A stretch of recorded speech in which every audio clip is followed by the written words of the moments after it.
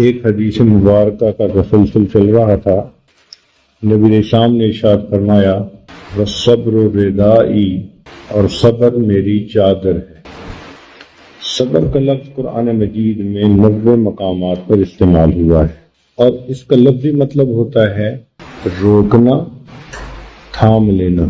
جب بھی کسی انسان پر مشکل حالات آتے ہیں، مصیبت آتی ہے، تو طبعاً وہ جزا فضا کرتا ہے، زبان پہ شکوے ہوتے ہیں، اعضاء اور جوارح میں بے قراری ہوتی ہے۔ اس وقت اپنے آپ کو تھام لینا، روک لینا، اور شکوہ شکایت کا کوئی لفظ زبان پہ نہ لانا، اس کو صبر کہتے ہیں۔ چنانچہ بے صبری کی 2 علامتیں ہوتی ہیں کہ مصیبت آنے پر انسان مخلوق کے سامنے اپنے خالق کے شکوے کرے، اور دوسری بات اس کے اعضاء اور جوارح میں بے قراری ہو، اضطراب ہو، پریشانی ہو۔ اور اگر یہ دونوں چیزیں نہ ہوں تو اس کو صبر کہتے ہیں۔ دنیا کا کوئی انسان ایسا نہیں کہ جس زندگی میں ناموافق حالات برداشت نہ کرنے پڑتے ہیں۔ اب 2 طرح کے لوگ ہوتے ہیں۔ بعض لوگوں پر جب ایسے حالات آتے ہیں، ان کی طبیعت میں اضطراب، وہ پریشان نظر آتے ہیں، جہاں بیٹھتے ہیں اسی مصیبت کا تذکرہ کرتے ہیں، اپنے آپ کو لوگوں کی نظر میں قابل رحم بناتے ہیں۔ کچھ وہ لوگ ہوتے ہیں جو ایسے حالات میں مایوسی کا شکار ہو جاتے ہیں، ڈپریشن میں چلے جاتے ہیں۔ اور تیسرے وہ لوگ ہوتے ہیں کہ جو اللہ رب العزت کی طرف رجوع زیادہ کر لیتے ہیں، پہلے کی نسبت زیادہ اللہ تعالیٰ کی عبادت میں مشغول ہو جاتے ہیں۔ یہ تیسرا طبقہ کے لوگ صحیح معنوں میں صابرین ہوتے ہیں۔ اب یہاں سوال پیدا ہوتا ہے کہ اللہ تعالیٰ نے ارشاد فرمایا ان اللہ بالناس لرؤوف الرحیم، بے شک اللہ تعالیٰ اپنے بندوں کے ساتھ رؤوف اور رحیم ہے۔ تو پھر وہ مشکلات کیوں بھیجتا ہے؟ بندے کے اوپر مصیبتیں کیوں آتی ہیں؟ اس کی رحمت کا تقاضا تو یہ ہونا چاہیے کہ بندے کو کوئی مسئلہ ہی نہ ہو۔ تو یہ کیوں ہوتا ہے؟ اس کی بنیادی وجہ ہے کہ یہ دنیا امتحان کی جگہ ہے، ہر بندے کو آزمایا جاتا ہے۔ اللہ تعالیٰ جیسے اپنے بندوں کو خوشی دے کر آزماتے ہیں، اسی طرح اپنے بندوں کو غم دے کے بھی آزماتے ہیں۔ خوشی کے حالات میں اگر بندہ شکر ادا کرے اور غم کے حالات میں اگر بندہ صبر کرے تو صحیح معنوں میں اللہ کا وہ عبادت گزار بندہ ہوتا ہے۔ تو یہ دنیا تو ہے ہی مسائلستان، کوئی بندہ اس دنیا میں پریشانیوں کے بغیر نہیں ہو سکتا۔ دری دنیا کسے بے غم نہ باشد، اگر باشد بنی آدم نہ باشد۔ اب رہا سوال کہ جب اللہ تعالیٰ رحیم ہے تو مصیبتیں کیوں ڈالتے ہیں؟ تو بھائی ظاہر میں مصیبتیں نظر آتی ہیں، حقیقت میں وہ بھی بندے کے ساتھ شفقت، رحمت اور رأفت ہوتی ہے۔ اب اس کی چند مثالیں سنیں۔ ایک بچہ ہے، گندا ہے، نجاست اس کے بدن پہ لگ گئی، تو اس کی ماں اس کو دھونا چاہتی ہے، اس کے لیے اس کو گرم پانی ڈالنا پڑے گا، صابن لگانا پڑے گا، جسم کو ملنا پڑے گا۔ اس غسل کے درمیان وہ بچہ زاروں قطار رو رہا ہوتا ہے، اور دیکھنے والا سمجھتا ہے کہ یہ ماں کیسی ظالمہ ہے جو بچے کو رلائے جا رہی ہے، لیکن اس رلانے میں بھی ماں کی شفقت شامل ہے۔ وہ بچے کے جسم پہ نجاست اور گندگی نہیں دیکھ سکتی، وہ اس کو دھونا چاہتی ہے۔ اسی طرح کئی مرتبہ بندے کا دل میلا ہو جاتا ہے، گناہوں کی وجہ سے ظلمت زیادہ ہو جاتی ہے۔ اللہ تعالیٰ شفیق ہیں، اپنے بندوں کو دھونا چاہتے ہیں، وہ بیماری، مصیبت، پریشانی کو بھیج دیتے ہیں۔ اگر بندہ اس پر صبر کرے، اللہ تعالیٰ بندے کو گناہوں سے دھو دیتے ہیں۔ تو زحمت کی شکل میں بھی کئی مرتبہ رحمت ہوتی ہے۔ آپ معالج کے پاس جاتے ہیں، میرے چہرے پہ دانے نکل آئے، وہ جواب دیتا ہے جی کہ خون میں کوئی خرابی ہے، آپ کو کڑوی دوائی استعمال کرنی پڑے گی۔ وہ معالج آپ کا دشمن نہیں، جو آپ کو کڑوی چیز کھلا رہا ہے وہ دوست ہے، اس لیے کہ علاج کڑوی دوا ہی سے ممکن ہے۔ اسی طرح کئی مرتبہ انسان کے اندر عجب، تکبر، خود پسندی ہوتی ہے، اللہ تعالیٰ بھی اسے مصیبتوں کی، پریشانیوں کی کڑوی دوا دیتے ہیں تاکہ اس کا بھی مزاج درست ہو جائے۔ کئی مرتبہ انسان کے جسم پہ پھوڑا پھنسی ہوتی ہے، وہ ڈاکٹر کے پاس جاتا ہے تو طبیب کہتا ہے جی کہ اس کو تو کاٹنا پڑے گا اور اس کے اوپر سے یہ گندا مواد نکالنا پڑے گا. لوگ اس کے لیے فیسیں دیتے ہیں. ڈاکٹر ان کے گوشت کو چیرتا ہے, ان کے اندر سے گندا مواد نکالتا ہے, خون, پس, ہر چیز, اور جب صحت یاب ہوتا ہے تو مریض اسی ڈاکٹر کا شکر گزار ہوتا ہے. بالکل یہی حال انسان کے حالات کہ کئی مرتبہ اللہ رب العزت بندے کے اندر سے وہ گندا مادہ نکالتے ہیں, وہ آنسوؤں کی شکل میں نکلتا ہے. مصیبت بھیج دی, پریشانی بھیج دی, ٹپ ٹپ آنسو گر رہے ہیں. یہ جو آنسو گر رہے ہیں نا, تو ان کے ساتھ اندر کا فساد بھی نکل رہا ہے. اب گناہوں پہ ندامت ہو رہی ہے, اب دل تصدیق کر رہا ہے مولا آج کے بعد تیرے حکم کی نافرمانی نہیں کرنی. تو زحمت کی شکل میں کئی مرتبہ رحمت پوشیدہ ہوتی ہے. ایک دوسرا نقطہ کہ انسان پر مصیبت آئے تو برداشت کیسے ہو سکتی ہے؟ آخر انسان ہے, بے صبری کا مظاہرہ کرے گا. تو یہ کہنا کہ جی صبر کرو, مصیبت کو برداشت کرو, اس کا بھی اصول سن لیجئے. ایک نفسیاتی کلی ہے کہ بڑے اجر کی توقع میں بندہ چھوٹی پریشانیوں مصیبتوں کو آسانی اور خوشی کے ساتھ برداشت کر لیتا ہے. آپ دیکھیں ایک مزدور دھوپ کے اوپر سر کے اوپر بوجھ اٹھائے, پتھر اٹھائے جا رہا ہوتا ہے, پسینہ بہ رہا ہے, تھکا ہوا ہے, یہ ساری مشقت کیوں برداشت کر رہا ہے؟ اس کو توقع ہے کہ جب چھٹی کا وقت آئے گا تو اسے اس پر تنخواہ ملے گی. تو بڑے اجر کی توقع میں اس کے لیے اس مشقت کو برداشت کرنا آسان ہو گیا. ایک عورت دعائیں مانگ رہی ہے, اللہ مجھے بیٹا عطا کر دے. یہ عورت جانتی ہے کہ جب مجھے حمل ہوگا تو 9 مہینے میں بالکل بیمار بندے جیسی زندگی گزاروں گی. حاملہ عورت کو کئی مرتبہ کھانا اچھا نہیں لگتا, طبیعت ایسی ہوتی ہے, کچھ کھاتی بھی ہے تو وہ باہر نکلتا ہے. پھر یہ جانتی ہے کہ جب بچے کی ولادت کا وقت ہوگا تو میرے لیے زندگی اور موت کا مسئلہ ہوگا. کتنی عورتیں ایسی ہیں بچے کی ولادت کے وقت شہید ہو جاتی ہیں. یہ جانتی ہے کہ جب بچے کی ولادت ہوگی تو 2 سال کے لیے مجھے اپنا آرام قربان کرنا پڑے گا. نہ اپنی مرضی سے سو سکتی ہے, نہ اپنی مرضی سے کھا سکتی ہے, نہ کہیں جا سکتی ہے. کم از کم 2-3 سال بچے کی پابند. پہلے بچے کو کھلائے گی, بعد میں خود کھائے گی. پہلے بچے کو پلائے گی, بعد میں خود پیے گی. پہلے بچے کو سلائے گی, بعد میں خود سوئے گی. اور ابھی سوئی اور تھوڑی دیر میں بچے نے رونا شروع کر دیا, پھر اٹھ بیٹھتی. ماں کو کتنی مشقت برداشت کرنی پڑتی ہے.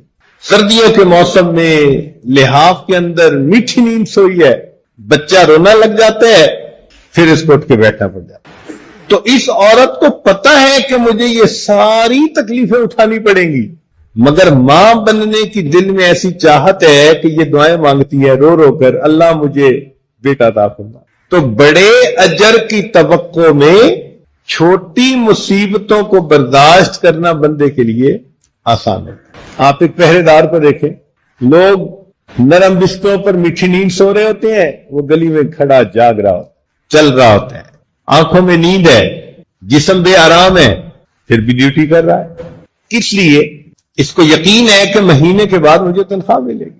تو اصول یہ نکلا کہ بڑے اجر کی توقع میں ایسی مشقتوں کو برداشت کرنا بندے کے لیے آسان ہوتا ہے. تو جب مومن کو یہ بات سمجھ آ جائے تو اس کے لیے مصیبتوں میں صبر کر جانا یہ بہت آسان بن جاتا ہے. حدیث پاک میں آتا ہے, اذا احب اللہ عبدا ابتلاہ, جب اللہ تعالیٰ کسی بندے سے محبت کرتے ہیں تو اس کو مصیبت میں مبتلا کر دیتے ہیں.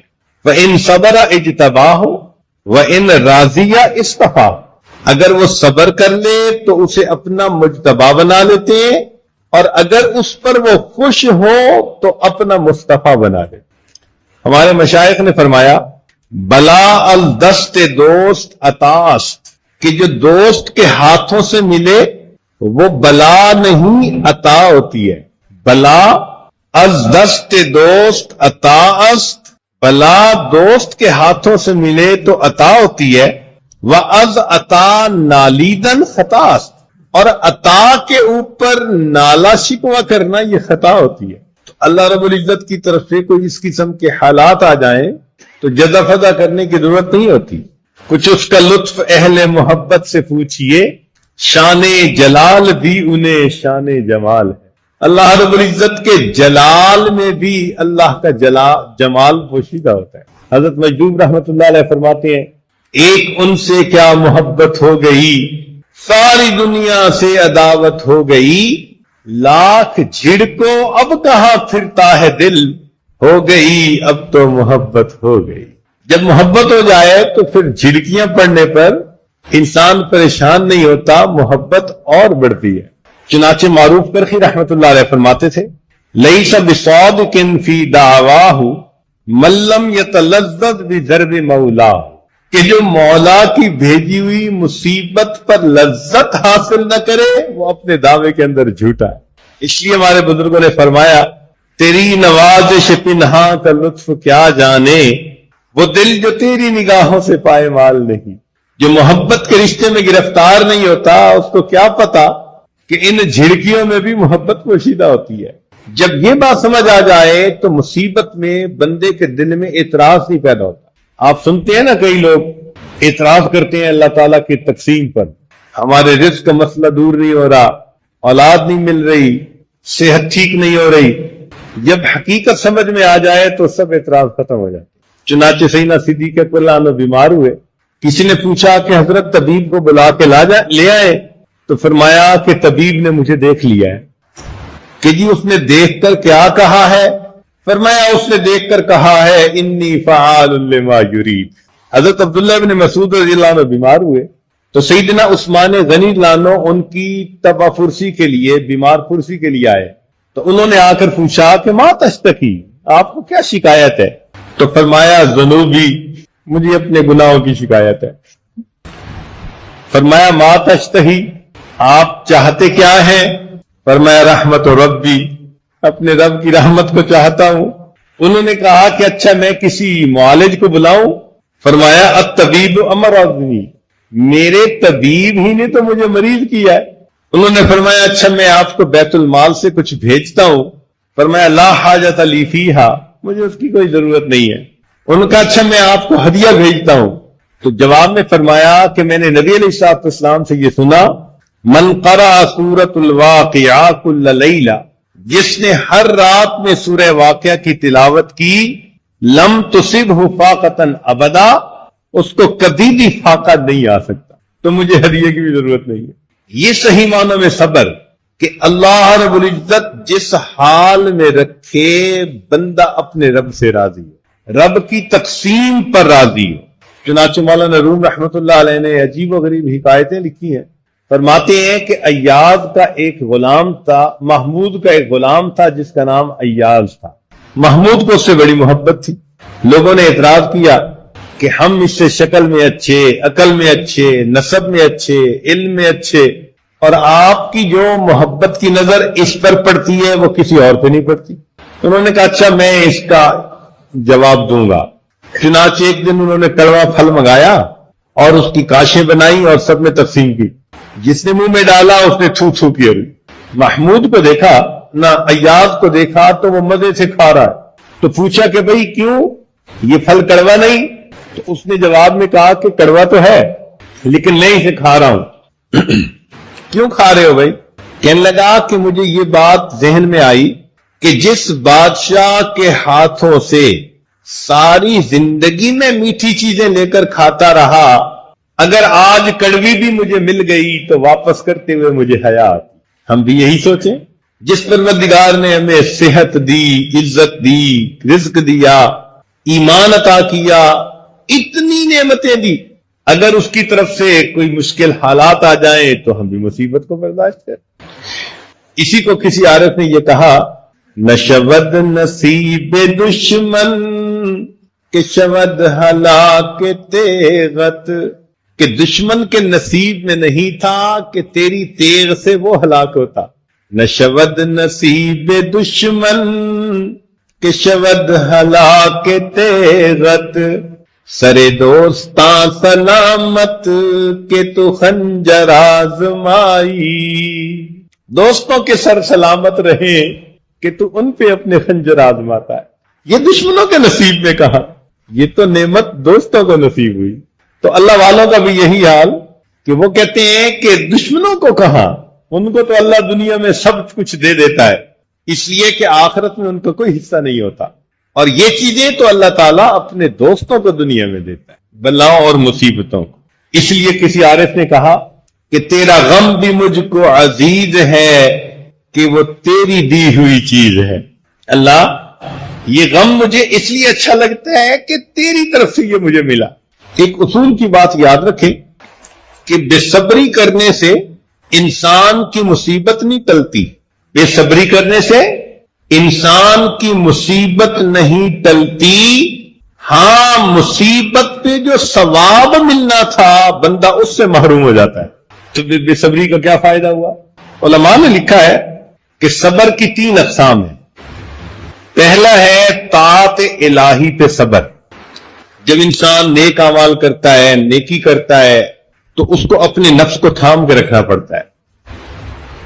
نیند آ رہی ہے، اس کے باوجود تہجد میں اٹھ کے کھڑا ہو گیا، تو یہ مجاہدہ ہوتا ہے. اللہ رب العزت کے حکم کی پابندی ہر حال میں کرنا بہت بڑا صبر ہے. سیدنا یوسف علیہ السلام کا واقعہ سنیں کہ ان کو گناہ کی دعوت ملتی ہے. اس گناہ کو کر لینے کے لیے ماحول بالکل موافق ہے. ذرا توجہ کیجئے، جوانی کی عمر، مکان خالی، کنوارے پن کی زندگی، بے وطنی کی زندگی کہ اپنے وطن میں تو ندامت شرمندگی کا احساس ہوتا ہے، باہر تو کوئی جانتا ہی نہیں، ایسے میں جو چاہو کرو.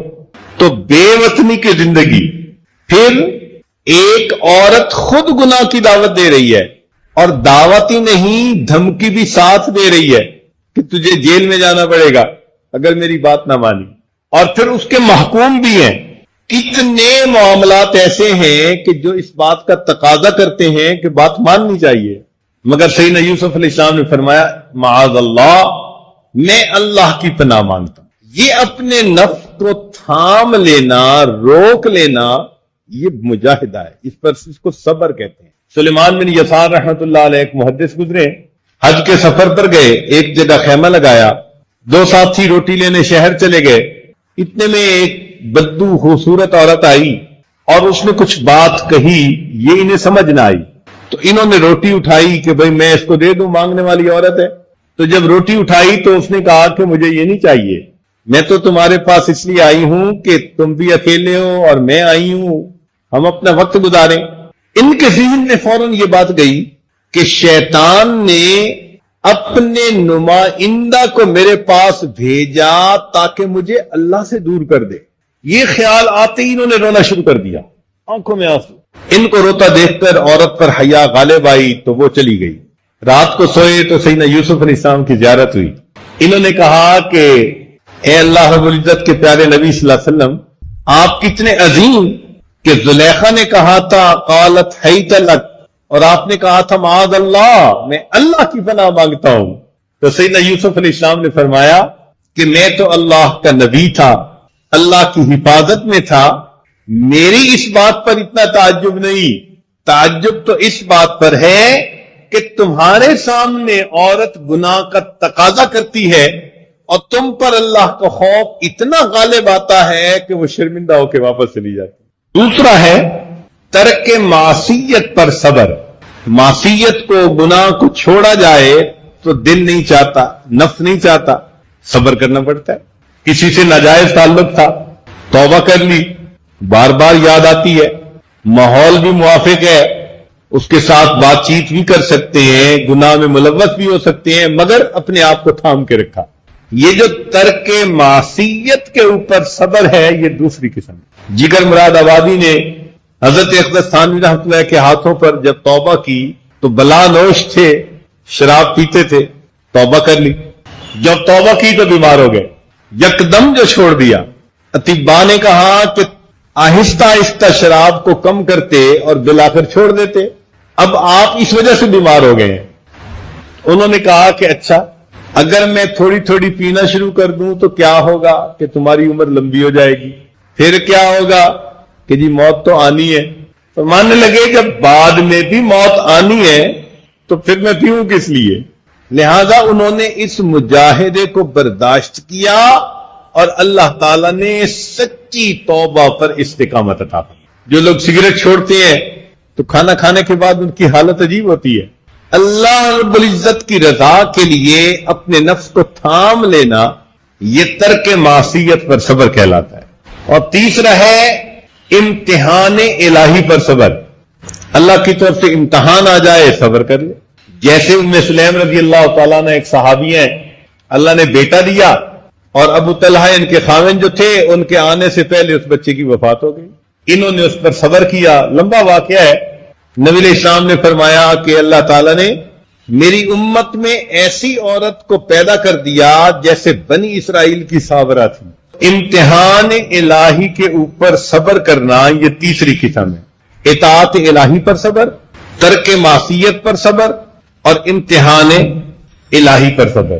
اس لیے قرآن مجید کی تلاوت کریں تو صابرین کو اتنے انعامات اللہ نے دیے کہ انسان حیران ہوتا ہے۔ چونکہ طلباء کا مجمع ہے تو ایک طالب علم ہونے کے ناطے چند باتیں قرآن مجید میں سے امید ہے کہ آپ ہوش کے کانوں سے سنیں گے اور صبر کی اس اہمیت کو اچھی طرح سمجھنے کی کوشش کریں گے۔ سب سے پہلی بات، اللہ تعالیٰ نے قرآن مجید میں صبر کرنے کا حکم عطا فرمایا، امر فرمایا، اصبروا وصابروا۔ اب یہ اصبروا امر کا صیغہ ہے، حکم دیا جا رہا ہے، محبوب کا حکم ہے۔ ایک جگہ فرمایا استعینوا بالصبر والصلاۃ، مدد مانگو صبر سے اور اللہ کی نماز ادا کرنے سے۔ عدم صبر سے منع فرما دیا، فرمایا فاصبر کما صبر اولو العزم من الرسل ولا تستعجل لهم، جلد بازی نہ کیجیے، تو بے صبری سے منع کیا اور صبر کا حکم فرما دیا۔ پھر اہل صبر کی تعریفیں کی، والصابرین فی البأساء والضراء وحین الباس اولئک الذین صدقوا واولئک هم المتقون۔ اہل صبر کے ساتھ محبت کا اظہار فرمایا، واللہ یحب الصابرین، اللہ تعالیٰ صبر والوں سے محبت کرتا ہے۔ اہل صبر کے ساتھ اپنی معیت کا اعلان کیا، ان اللہ مع الصابرین، اللہ تعالیٰ صبر والوں کے ساتھ ہے۔ اہل صبر کو کہا کہ یہ صبر تمہارے لیے بہت بہتر ہے، وَلَئِن صَبَرْتُمْ لَهُوَ خَيْرٌ لِلصَّابِرِينَ، پھر فرمایا کہ صبر پر ہم بہترین اجر عطا فرمائیں گے، وَلَنَجْزِيَنَّ الَّذِينَ صَبَرُوا أَجْرَهُمْ بِأَحْسَنِ مَا كَانُوا يَعْمَلُونَ۔ پچھلی قوموں کی مثالیں بھی دی کہ انہوں نے صبر کیا تو کتنا انعام ملا، جیسے موسیٰ علیہ السلام نے بنی اسرائیل سے کہا تھا، وقال موسیٰ لقومہ استعینوا باللہ واصبروا، اب صبر کا حکم ہے ایک نبی علیہ السلام کی طرف سے۔ اس پر اللہ نے بنی اسرائیل کو کیا انعامات سے نوازا، فرماتے ہیں وَتَمَّتْ كَلِمَةُ رَبِّكَ الْحُسْنَى عَلَى بَنِي إِسْرَائِيلَ بِمَا صَبَرُوا۔ تو علماء کے مجمع میں ترجمہ کرنے کی مجھے ضرورت نہیں ہے، فرمایا کہ جو انسان صبر کرتا ہے اس کا اجر بغیر حساب کے ملتا ہے، انما یوفی الصابرون اجرہم بغیر حساب۔ سلیمان بن قاسم رحمۃ اللہ علیہ فرماتے تھے ہر عمل کا اجر معلوم ہے سوائے صبر کے، کہ بندے کو معلوم نہیں کہ اللہ تعالیٰ آخرت میں صبر پر بندے کو کیا اجر عطا فرمائے۔ اہل صبر کو بشارت دی، فرمایا وبشر الصابرین، تین چیزوں کی بشارت ملی، کیا؟ اولئک علیہم صلوات من ربہم ورحمہ واولئک هم المہتدون۔ تین نعمتیں اللہ رب العزت کی طرف سے ملی۔ اہل صبر کی مدد و نصرت کا وعدہ فرمایا، بلا ان تصبروا وتتقوا ویأتوکم من فورہم ھذا یمددکم ربکم، تمہارا رب تمہاری مدد کرے گا۔ تو صبر کے اوپر مدد کا وعدہ۔ حدیث پاک میں آتا ہے وَعَلَمْ أَنَّ النَّصْرَ مَعَ الصَّبْرِ، جان لے اللہ کی مدد بندے کے صبر کے بقدر ہوتی ہے، جتنا صبر زیادہ کرے گا اللہ تعالیٰ کی مدد اتنی زیادہ ہو۔ فرمایا اہل صبر ہی اہل اعظم ہوتے ہیں۔ وَلَمَنْ صَبَرَ وَغَفَرَ إِنَّ ذَلِكَ لَمِنْ عَزْمِ الْأُمُورِ، اہل صبر کو اللہ تعالیٰ حظوظ عظیمہ عطا فرمائیں گے۔ چنانچہ علماء نے کہا وَيْلَكُمْ ثواب اللہ خیر لمن آمن وعمل صالحا ولا یلقاها الا الصابرون۔ اور قرآن مجید میں فرمایا کہ اہل صبر ہی خوش قسمت ہوتے ہیں۔ خوش نصیب ہوتے ہیں. وما یلقاها الا الذین صبروا وما یلقاها الا ذو حظ عظیم. تو ذو حظ عظیم کا ترجمہ مفسرین نے خوش نصیب خوش قسمت کیا. اہل صبر ہی عبرت پکڑتے ہیں. ان فی ذلک لآیات لکل صبار شکور. اور اہل صبر ہی جنت میں جائیں گے. والملائکۃ یدخلون علیہم من کل باب سلام علیکم بما صبرتم فنعم عقبی الدار. اہل صبر کو ہی اللہ تعالی امامت کا منصب عطا فرماتے ہیں. چنانچہ اللہ تعالی فرماتے ہیں وجعلنا منہم ائمہ، ہم نے ان میں سے ائمہ بنائے، امام بنائے، یہدون بامرنا لما صبروا وکانوا بآیاتنا یوقنون. تو اہل صبر کو ہی اللہ تعالی العزت امامت کا درجہ عطا فرماتے.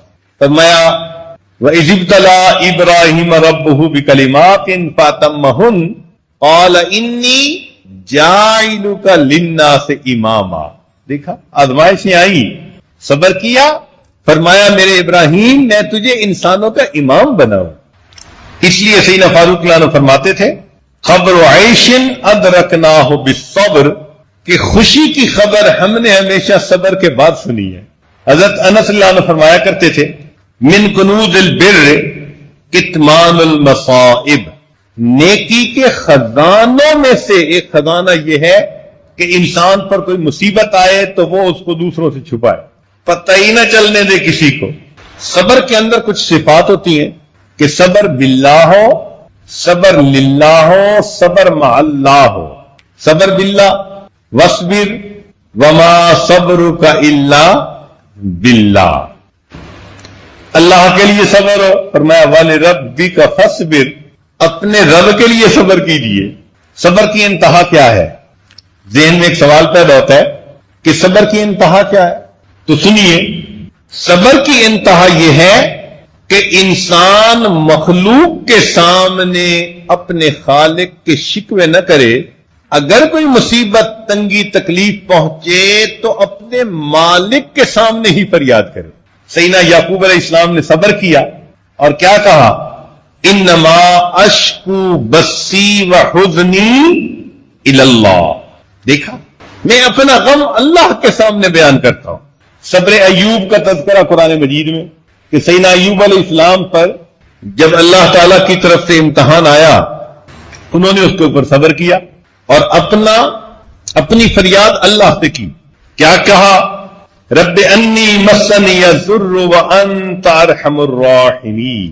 اللہ تعالیٰ کو یہ صبر اتنا پسند آیا کہ رب کریم نے قرآن مجید میں ان کی تعریف کرنے کا حق ادا کر دیا. فرمایا انا وجدناہ صابرا. اللہ رب العزت کی طرف سے کسی بندے کے بارے میں یہ الفاظ کہے جائیں کیا مقام کی بات ہے. انا وجدناہ صابرا نعم العبد، میرا کتنا اچھا بندہ تھا، انہ اواب، وہ میری طرف رجوع کرنے والا تھا. نبی علیہ السلام پر بھی مصیبتیں آئیں، آپ نے بھی صبر کیا. طائف کے دن کیا تکلیف پہنچی تو نبی علیہ السلام نے اس کے جواب میں کیا فرمایا؟ جب عتبہ شیبہ کے باغ کے سامنے جا کر بیٹھے تو فرمایا انی اشکو الیک ضعف قوتی وقلت حیلتی وحوانی. اپنی فریاد اللہ رب العزت کے سامنے پیش کی. اس کا نتیجہ کیا نکلا کہ طائف سے واپس سفر سے آئے، اللہ رب العزت نے ان کو معراج کے لیے بلا لیا. تو یوں سمجھیں کہ جو شخص بھی مصیبتوں پر صبر کرتا ہے اللہ تعالیٰ اس کو روحانی معراج عطا فرما دے، اتنی ترقی اتنی بلندی عطا فرما دے. چنانچہ اللہ تعالیٰ اپنے محبوب کو فرماتے ہیں فَاصْبِرْ فَإِنَّكَ بِأَعْيُنِنَا. اے محبوب صبر کیجئے، آپ ہماری آنکھوں کے سامنے. جب یہ آیتیں اتری تو نبی علیہ السلام پر عجیب بے خودی کسی کیفیت تھی، جذب کی کیفیت تھی کہ اللہ رب العزت نے فرمایا فَاصْبِرْ فَإِنَّكَ بِأَعْيُنِنَا. چنانچہ ام المؤمنین عائشہ رضی اللہ تعالی عنہا نے جب یہ آیت سنی تو وہ اٹھی اور انہوں نے نبی علیہ السلام کے ہاتھوں کو بوسہ دیا. اے اللہ کے محبوب صلی اللہ علیہ وسلم، آپ کا کتنا عظیم مرتبہ ہے. اللہ فرماتے ہیں فَإِنَّكَ بِأَعْيُنِنَا، اے محبوب آپ ہماری آنکھوں کے سامنے ہیں، ہم آپ کو دیکھتے ہیں، اب محب کو اگر یہ خوشی مل جائے کہ محبوب مجھے دیکھ رہا ہے تو پھر اس کے لیے تو تکلیف نہیں رہتی. رسالہ قشیریہ میں لکھا ہے کہ ایک مجرم کو کوڑے لگائے گئے تو ہر کوڑے کے اوپر وہ رقص کرتا تھا، جھومتا تھا. ادھر درے لگ رہے ہیں اور وہ ہر درہ لگنے کے اوپر رقص کرتا تھا. کیوں؟ اس کو پتا چل گیا کہ جو دیکھنے والا مجمع آیا ہے اس میں میرا محبوب بھی موجود ہے اور وہ مجھے دیکھ رہا ہے. تو اگر دنیا کا محبوب دیکھ رہا ہے اور کوڑے کھانے والا ہر کوڑے پہ رقص کرتا ہے تو پھر اگر بندے کو یہ احساس ہو فَإِنَّكَ بِأَعْيُنِنَا کہ صبر پر اللہ اتنا اجر دیتے ہیں، فرماتے ہیں کہ تم ہماری آنکھوں کے سامنے ہو، تو پھر ہمیں کتنا صبر کرنا چاہیے. ہمارے بعض مشائخ اس آیت کو لکھ کر اپنے پاس رکھتے تھے فَإِنَّكَ بِأَعْيُنِنَا. جب کوئی تنگی آتی، تکلیف آتی، وہ اس آیت کو نکال کر پڑھا کرتے تھے اور وہ تنگی ان کے لیے خوشی میں تبدیل ہو جائے گی. ہمارے اکابرین نے کتنا صبر کیا. یہ ایک لمبی داستان ہے. مصائب آئے، مشکلات آئیں، کوئی غیر ضروری لفظ اپنی زبان سے نہیں نکالا، کٹنا گوارا کر لیا، غیر کے سامنے جھکنا گوارا نہیں کیا. اسی کو علامہ اقبال نے کہا غریب و سادہ و رنگی ہے داستان حرم، نہایت اس کی حسین ابتدا ہے اسماعیل. کہ اس امت کی حکایت شروع ہوتی ہے اسماعیل علیہ السلام سے کہ اللہ کے نام پہ قربانی کے لیے تیار. اے بیٹے میں نے خواب میں دیکھا تجھے ذبح کر رہا ہوں. تو جواب میں کیا کہا تھا؟ یا ابت افعل ما تؤمر ستجدنی انشاءاللہ من الصابرین. ابا جان کر گزریے جس کا حکم ہوا، مجھے آپ صبر کرنے والوں میں سے پائیں. اور اس کی نہایت کہاں ہوئی؟ نبی علیہ السلام کے نواسے سیدنا حسین رضی اللہ عنہ پر انہوں نے بھی اپنی تقوی کی بات پر ایسی استقامت دکھائی کہ اپنی آنکھوں کے سامنے گھر کے کتنے نوجوانوں کو شہید ہوتے دیکھا، مگر ان کے پائے استقامت کے اندر کوئی عزم ہلال نہیں آیا، ہٹے نہیں، بکے نہیں، بلکہ اپنی جان دینی گوارا کر لی اور صبر کی ایک نئی داستان رقم کر دی. اس قسم کے واقعات اس امت کے اندر بہت زیادہ. مردوں کی تو خیر بات ہی اور ہوتی ہے کہ اللہ نے ان کو بڑے حوصلے، بڑے دل دیے ہوتے ہیں. عورتیں کمزور دل ہوتی ہیں، جلدی گھبرا جاتی ہیں. مگر ایمان وہ نعمت ہے کہ جس کی وجہ سے عورتوں کو بھی اللہ تعالیٰ سونے کا دل عطا فرما دیتے ہیں. عبداللہ بن زبیر اللہ عنہ کی والدہ اسماء رضی اللہ تعالیٰ عنہ، جب عبداللہ بن زبیر اللہ عنہ کی ٹاکرا ہوا حجاج بن یوسف کے ساتھیوں سے تو دشمن بہت زیادہ تھے اور آپ کے جو ساتھی تھے وہ چند سو تھے جو ایک ایک کر کے شہید ہو رہے تھے. تو عبداللہ بن زبیر اللہ عنہ کو اندازہ ہو گیا کہ آج میرا زندگی کا آخری دن ہے. کیونکہ گھر کے دروازے پر تھے تو دل میں خیال آیا کہ میں اپنی والدہ کو آخری وقت میں جا کے سلامی کر لوں. چنانچہ والدہ کے پاس واپس آئے. اسماء رضی اللہ تعالیٰ عنہ اس وقت بوڑھی تھی اور آنکھوں پہ موتیاں اترنے کی وجہ سے بینائی چلی گئی تھی، دیکھ نہیں سکتی تھی. آ کے کہا کہ اماں میں آپ کو آخری مرتبہ سلام کرنے آیا ہوں. پوچھا بیٹا تجھے پریشانی کس بات کی ہے؟ کہ امی مجھے یہ خوف ہے کہ جب یہ لوگ مجھے شہید کر دیں گے تو میری لاش کو کاٹ ڈالیں گے، قیمہ بنا دیں گے، مسلح کر دیں گے. بوڑھی ماں کہتی ہے کہ بیٹا جب بکری کی جان نکال دی جاتی ہے پھر اس کی بوٹیاں کریں یا کھال اتاریں اس سے بکری کو کوئی فرق نہیں پڑا کرتا. یہ بوڑھی ماں کہہ رہی ہے. اچھا اماں میں سلام کرنے آیا ہوں، واپس جا رہا ہوں. ماں نے کہا کہ اچھا بیٹا جا واپس، لیکن جانے سے پہلے ذرا میرے قریب ہو جا. میں تیری شکل تو نہیں دیکھ سکتی مگر میں چاہتی ہوں کہ تمہارا بوسہ لوں اور تمہارے جسم کی خوشبو سونگھ لوں. اور عبداللہ بن زبیر کو رخصت کرتے ہوئے انہوں نے 3 باتیں کہی. کہا اے اللہ تو جانتا ہے یہ عبداللہ میرا وہ بیٹا ہے جو سردیوں کی لمبی راتوں میں تیرے سامنے مصلی پہ کھڑا رہتا تھا. یہ میرا وہ بیٹا ہے جو گرمی کے لمبے دنوں میں تیری رضا کی خاطر روزہ رکھتا تھا. اور یہ وہ بیٹا ہے جس نے خدمت کے ذریعے اپنے بڑوں کو دل خوش کر دیا. اے اللہ تو بھی اس سے راضی ہو جائے. عبداللہ بن زبیر باہر آئے اور آ کر شہید ہو. یہ واقعہ کیوں ہوئے؟ اللہ رب العزت اپنے ان عظیم بندوں پر مصیبتیں بھیجتے ہیں کہ یہ صبر کی انتہا کر دیں گے اور اللہ تعالیٰ پھر اس پر اجر کی بھی انتہا کر دے. اور وہ فرشتوں کو دکھائیں گے کہ دیکھو تم کہتے تھے کہ ایسے بندے کو پیدا کر رہے ہیں جو زمین میں جائے گا، فساد مچائے گا، خون بہائے گا. دیکھو میرے بندوں کو میرے نام کی خاطر اپنی جانیں لٹا رہے ہیں، تکلیفیں اٹھا رہے ہیں، زبان پہ کسی غیر کے سامنے جو ہے نا وہ کچھ نہیں کہہ رہے، فریاد بھی کر رہے ہیں تو میرے سامنے میرے بندوں کے صبر کو تو دیکھو. تو راز یہ ہے کہ اللہ کے مقرب بندوں پر مصیبتیں آئیں، انہوں نے صبر کیا اور اللہ نے فرشتوں کو دکھایا. اسی کو کسی شاعر نے کہا فرشتوں کو دکھانا تھا بشر ایسے بھی ہوتے ہیں، فرشتوں کو دکھانا تھا بشر ایسے بھی ہوتے ہیں. سیدنا اسماعیل علیہ السلام نے قربانی دی، اللہ نے فرشتوں کو دکھایا ہوگا، فرشتوں کو دکھانا تھا بشر ایسے بھی ہوتے ہیں. سیدنا حسین لانوں نے قربانی دی، اللہ نے فرشتوں کو دکھایا ہوگا، فرشتوں کو دکھانا تھا بشر ایسے بھی ہوتے.